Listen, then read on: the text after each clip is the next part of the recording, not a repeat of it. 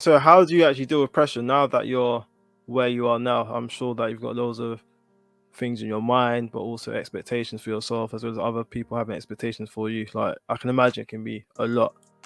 So Yeah, yeah, and yeah. To be completely honest, it is a lot. um, yeah, I don't always sleep well at night, so I have to kind of work on myself. So very practical things like, when do you get your time away from work? When do you allow yourself to switch off? What's really important? Are you speaking to your kids? Are you speaking to your children? Are you being there for your children? Are you being there for your wife, your partner? Are you being there for them? That's really, really important. And all of those things contribute to you being in the best possible state of mind, mentally, being in the best physical place in terms of having the physical strength to be able to get up and do the things that you need to do and to be able to handle pressure. Pressure is a privilege. You're only under pressure with certain things because you've worked to get to a particular space where people trust you to be able to take on the pressure of delivering something that is seen as highly significant by the industry, by your community. mm, So for me, never take your eye off the fact that you've got to look after yourself in this, because if you kind of aren't at it, if you're not really kind of feeling strong and intentional in all the things you're doing and feeling like you're following a strategy, then how can you expect people that follow you, that are kind of within your team in delivering things, or communities that are believing in you, how can they kind of buy into what you're doing if you're not looking after yourself? So mm, I'm not saying I'm great at that because I throw myself in and I work myself to the ground until it's done. But actually, that's not sustainable. So the things I'm working on myself is, how do I make sure I turn up at my desk, I turn up at meetings in the best possible shape, to make sure I'm maximizing the most of that, yeah, and to make sure that I'm as on the ball and ready as I can possibly be. And it's not always easy when you're trying to do a lot of things because you yeah, love what you do. And ultimately, I am anchored in what I do. I love what I do. I absolutely love the work that I deliver. I love the fact that I'm in the football industry, the sports industry, and while I'm kind of pointing at the problems in the industry, I'm also pointing at solutions. So sometimes I think people can misunderstand me as maybe being a bit of a misery monger because I'm talking about things that are going wrong.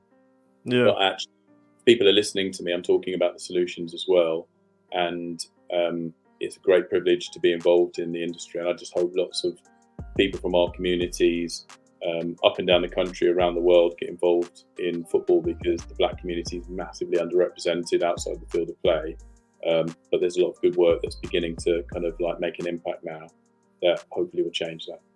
Yeah, you just touched upon something that I wanted to speak about actually, mindset. So you mentioned that that's something you're working on, something to do with the mind, maximizing the mind and so on. But I was just thinking about with all those obstacles and duties to do, like how is your mindset and what's the ideal mindset to have when it comes to success, and how do you invest in your mindset? Yeah. I mean, I think that's something I'm learning about all the time. I think my Yeah, default position is I have to do it. Like, I've got this rule. It's a silly rule, really, but it's something that kind of maybe kind of talks to my personality and the way that I am. If I say it out loud, I have to do it. yeah, And I don't have to say everything that I'm thinking about out loud, by the way. But if I say it out loud, I have to do it. I have to do it because it's I've committed to it. I've committed to it to the world.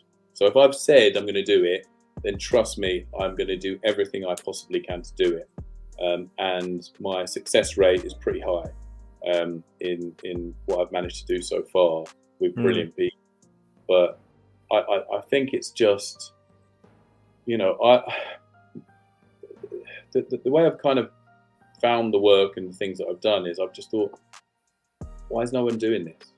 Like, this doesn't feel like a real amazing, like, it's an amazing idea, but why is no one else doing this? And then yeah, there's the opportunity.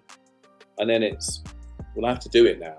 I have to deliver on it, because otherwise I'll never know. So I don't know if that's a mindset. I don't know if that's an innate thing that's within me, and others who are listening to this can relate to it. But you know, I kind of have this kind of like burning fire within me that's like, I have to do it, and I'll sit at this desk until 3-4 in the morning. And I know I shouldn't say that. That's not what should be taught to people, but it's just where my head is. I become obsessed with getting something over the line, and I won't fall short. I might not do it again. It might be that actually that process takes me to a place where it was like, that's too much hard work. It's not working. It's not sustainable. So the right decision for me on this is to actually say, I enjoyed doing that, but I'm not going to do it again. It might be that, or it might be, wow, this is stage 1 of 10, and I can see where this is going to end up if I get these steps right. But you're really just testing yourself. You're really just putting yourself through it. Yeah, it's all rooted in this kind of like, you know, I don't want to use swear words on here, but this kind of like sense of F you, I'm going to do it. Yeah. And that's just a very personal thing. That's nothing I'd like to teach to anybody else. I don't think that's necessarily a healthy thing all the time. But for me, that's a very honest answer to where it comes from. So in terms of like opening doors for others, like where did that come from, that passion?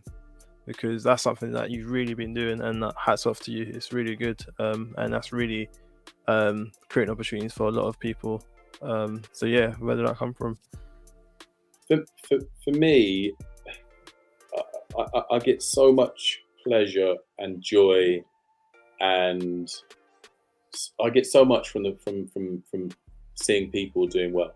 Like, genuinely, like if I can open a door for somebody and they can go on and smash it and then have a great life, I mean, I get so much from that.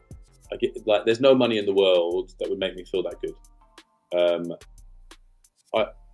I just think, why wouldn't you? That's the thought I have. If I know somebody in the music industry, for example, and someone tells me they want to get into the music industry, then why wouldn't I connect to good people?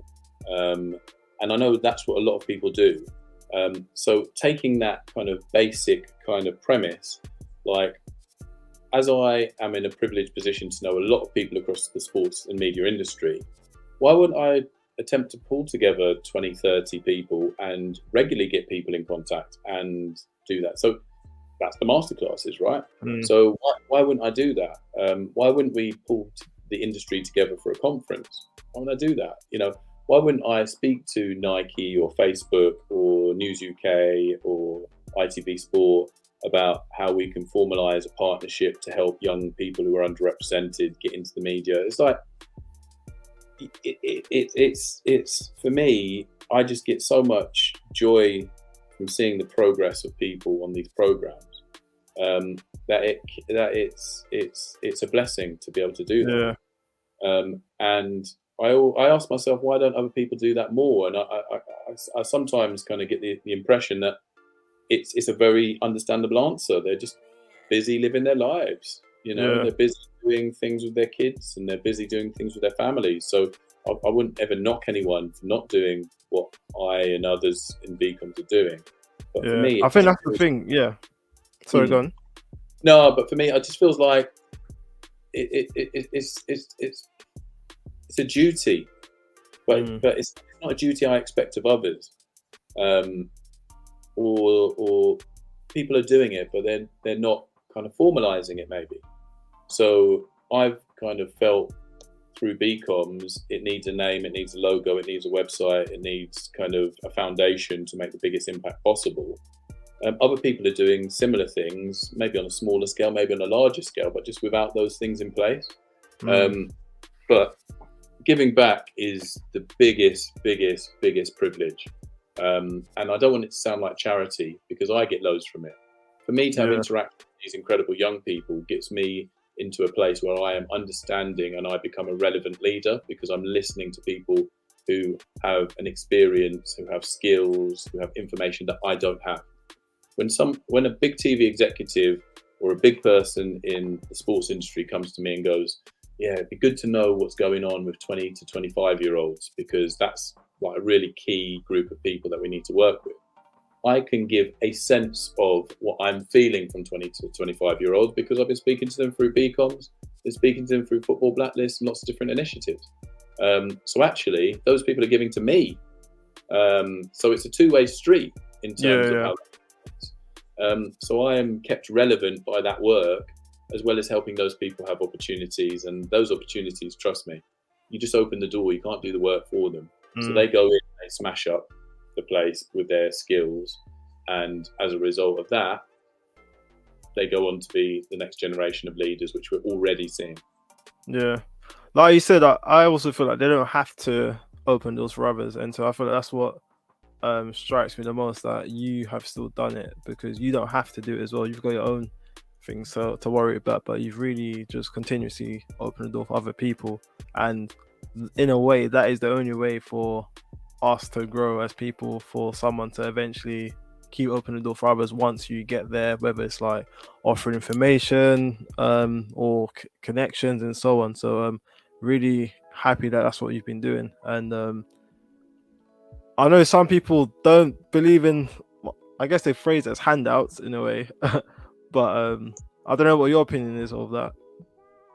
No, Handouts. I mean, look, everybody's had literally everybody has had a step up in the media industry.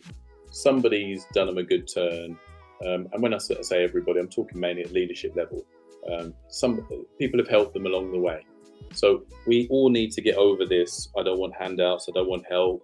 A lot of people now are saying, I don't want to be selected just because I'm from an underrepresented group. I want to be there on merit. Like, trust me, you're there on merit, because the people who were there before, were they given handouts? Were they given leg ups? Absolutely. They were interviewed by people who looked and sounded like them, who said, oh, you're a younger version of me. I think you would be good to have this job. So they've been given handouts. The people who haven't looked and sounded like the people doing the interviewing, quite frankly, have always been up against it, because people recruit in the best image of themselves. Like, we know this. This is kind of like scientifically proven that, people, when they're looking at what best is, it's defined in the best image of themselves often.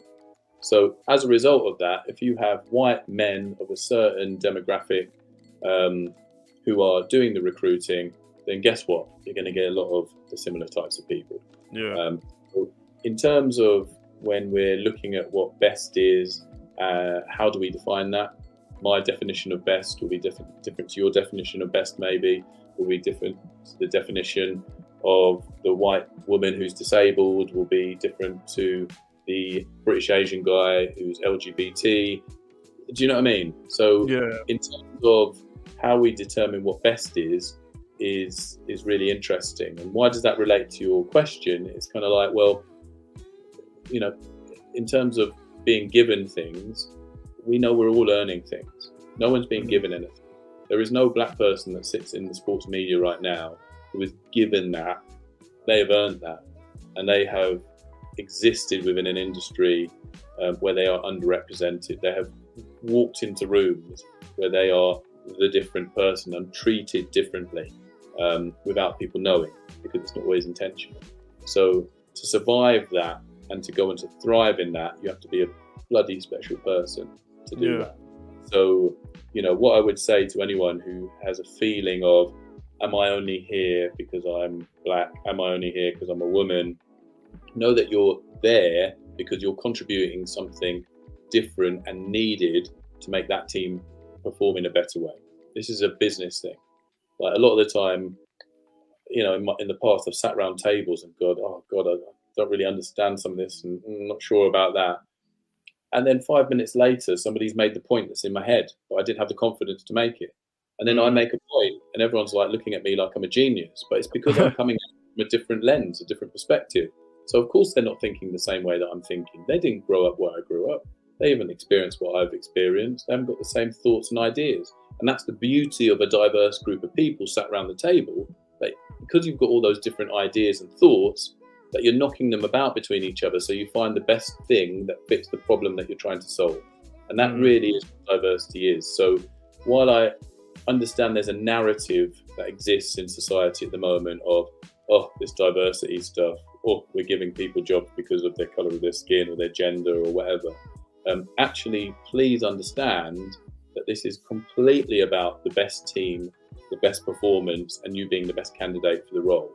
So I wouldn't like anyone out there to think that they're being given something and that feels wrong. Know that you are the cog that exists. I always use the football analogy. Imagine you had a football team, everyone played with their left foot and everyone was a defender. That's a pretty rubbish thing. Yeah. You need a striker with a bit of pace. You need a number 10 with a little bit of skill. You need someone in the middle of the park to work hard. You need someone at the back who can bring the ball out, someone who's going to smash people, someone who's going to have a long ball. You need all these different components for a team to work. That is what diversity is. At the moment, we have a lot of left-footed defenders. That's very strong. Yeah, no, it's a nice way to think about it. How do you go from turning a dream into reality? Well, in terms of turning a dream into reality, you've got to have a dream first. You've got to be able to have something within you where you have a vision of something that you really want to create. And then from having that vision, you've got to understand and do the work around, does this already exist? If it exists, is it being done and executed well? Are there any other areas around this? Because if this is being done and done well, you don't need to do it again, or maybe you do, I don't know, you need to explore that. But it all starts with having that vision and doing your due diligence in terms of exploring, whether it's feasible for you to turn something from that vision into something very practical that you're going to be able to begin to deliver. The second element is not having a vision that, or having a realistic timeline on how you deliver that vision. What that means is, if you're looking at a vision that has a leap like that, can you deliver that in year one, for example? Or is it more important to just do a small step in year one because it means you've achieved something, and it means off the back of achieving something, you can then build the bricks on that to get to a bigger place than that first initial vision that you had. Have realistic expectations of what you can do and take big wins from delivering on those small jumps. That's really, really important. And then, keep building, build things around you, use your network, and understand that, what you're doing is something that people will be watching, and your credibility will then be going that way by delivering, and then things can get easier. And while the vision gets bigger, often it's that first jump that's the bit that's the hardest, because that's when you're maybe an unknown, and you're going into a new area. So have the confidence with that first step, but have the vision. Without the vision, without doing the due diligence, it'll become a discussion that you're having with your mates for years and years to come. That just gets to the point that you're never going to deliver it because you've talked about it for too long, and somebody else has done it, which is the worst thing.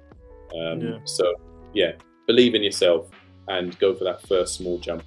Yeah, and you said that one of the reasons why people don't actually achieve their dream is due to fear of failure. So can you just let me know a bit more about that? Fear of failure is a massive thing, because people worry so much about how they will be judged by the outside world, because people worry so much about what failure could mean in terms of how it impacts them and, again, their perception.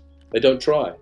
So then, it's an idea that was, never there in the first place. Well, that we'll never ever see. So I think this is a very natural and normal way to think. But unless you get over that, you're not going to deliver in any areas of your life, because we need to experience failure to learn. We shouldn't be worried about those failures. They happen to absolutely everybody. There's nobody who can be named as a success who hasn't been through failure. And they've learned through those failures, have an ability to have the resilience to bounce back and have the self-belief to go again, and then they deliver. And then people soon forget that thing that went a little bit wrong, the mic that didn't work at your event or whatever. It's not that important. What's important is giving it a go, and then understanding, evaluating what went wrong, learning from that, and pushing on again. You know, that's what leaders do. Leaders go again and again and again and again, and when they look tired and done, they come again. That's the impressive thing. That's why people follow. All right, thank you. Don't want to take up too much of your time. So yeah, final words of encouragement for your brothers and sisters. To my brothers and sisters out there, to anybody listening, first of all, thank you for giving me your time, because you've spent time listening to me, and time is the most valuable thing that you will have in your life. Hopefully some of the messaging that I've kind of delivered here hits home with you. And the main thing I want you to take away is to have self-belief,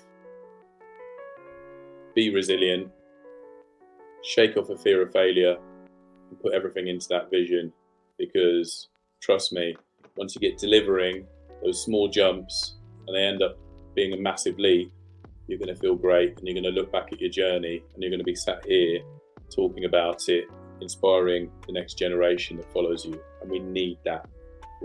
So just go for it. Well, thank you. And my final words to you is just keep shining, keep elevating. Like, honestly happy to see what you're doing, and just want you to keep growing, man, and just doing more for yourself, your community, everything that you have desired in your heart, because like it's just inspirational for me to see and for others to see. Like, you're really just changing the game, and so when we see you winning, we win too. So honestly, just keep doing whatever it is that you have in your heart to do, and we're all beside you. Like, we honestly feel like you're gonna do well, so just keep up. Thanks, Dan. We rise together. That's my motto. Yeah. We rise together.